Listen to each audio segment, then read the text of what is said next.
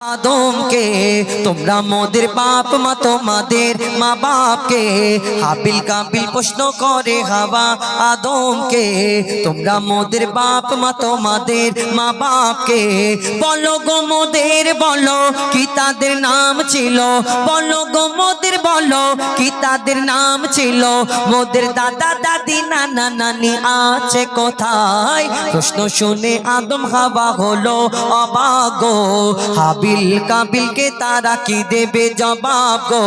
दुजोने अल्लाह बोले सिजदाते जाए चले दुजोने अल्लाह बोले सिजदाते जाए चले बोले मासूम चेले मोদের কাছে একই জানতে চাই হাবিল কাবিল প্রশ্ন করে হাওয়া আদমকে তোমরা মোদের বাপ মা তোমাদের মা বাপকে কি উত্তর দেয় কেন তাদের আব্বা মা নেই কি উত্তর দেবে কবি ছন্দের মাধ্যমে আরো কি লিখছে দেখো ওই বলছে আদম শোন তোরা শোন মানব জাতির মাঝে সৃষ্টি আমি প্রথম মোর পাজির আর হাড়ে খোদা হাওয়াকে গড়ে আর গন্ধম খেলাম দুনিয়ায় গেলাম জান্নাত ছেড়ে মোদের কেউ জন্ম দেয়নি মোর মায়েরই দুধ খাইনি মোদের কেউ জন্ম দেয়নি মোর মায়েরই দুধ খাইনি পাইনি মোরা মা বাপের ভালোবাসা মোদের নেই বাপ মা মোরা এতিম দুজনা মা বাপ কি মোদের জানা হলো না দুজনে এতিম মিসকিন নেই মোদের মা বাপের দুজনে এতিম মিসকিন নেই মোদের মা বাপের তাই মানব জাতির পিতা মাতা মোরা দুজনা হাবিল কাবিল প্রশ্ন করে হাওয়া আদমকে তোমরা মোদের বাপ মা তোমাদের মা বাপকে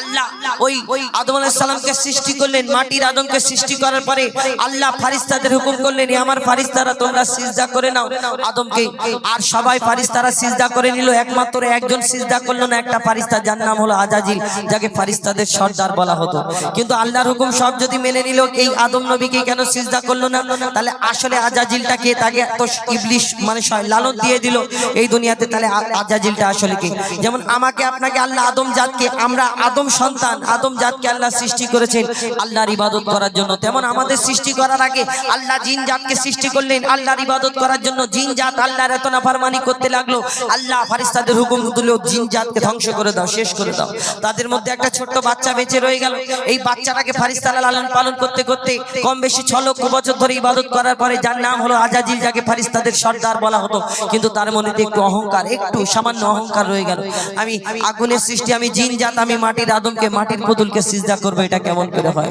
আমরা আদম সন্তান আমরাও অহংকার করি আমরা আদম সন্তান কিন্তু আমরাও অহংকার করি কেউ রূপের অহংকার করি টাকার অহংকার করি ক্ষমতার অহংকার করি কবি ছন্দের মাধ্যমে সেই সম্পর্কে আরো কি লিখছে দেখো নিয়ে কাদা মাটি ধুল খোদা গড়লো পুতুল নিয়ে কাদা মাটি ধুল খোদা গড়লো পুতুল সে পুতুলে দিল নূরে মোহাম্মদ রাসূল পুতুল নড়ে চড়ে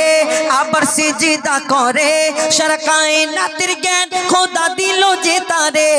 জিবরিল আমিনকে ধরে আজাজিল দুঃখ করে জিবরিল আমিনকে ধরে আজাজিল দুঃখ করে আমাকে ভুলে গেল খোদা আদমের মায়ায় আমি জিন জাত তবু ফেরেশতাদের সর্দার সব থেকে বেশি জ্ঞানী হে আমার অহংকার আগুনে আমার জনম আর মাটিতে গড়া আদম আগুনে আমার জনম আর মাটিতে গড়া আদম আরে আদম এসে সিজদা দেবে আমার দুটি পায় হাবিল কাবিল প্রশ্ন করে হাওয়া আদমকে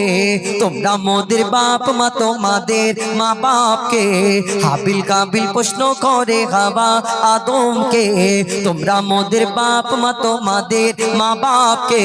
বলো গো মোদের বলো কি তাদের নাম ছিল বলো গো মোদের বলো কি তাদের নাম ছিল মোদের দাদা দাদি নানা নানি আছে কোথায় হাবিল কাবিল প্রশ্ন করে হাওয়া আদমকে তোমরা মোদের বাপ মা তোমাদের মা বাপকে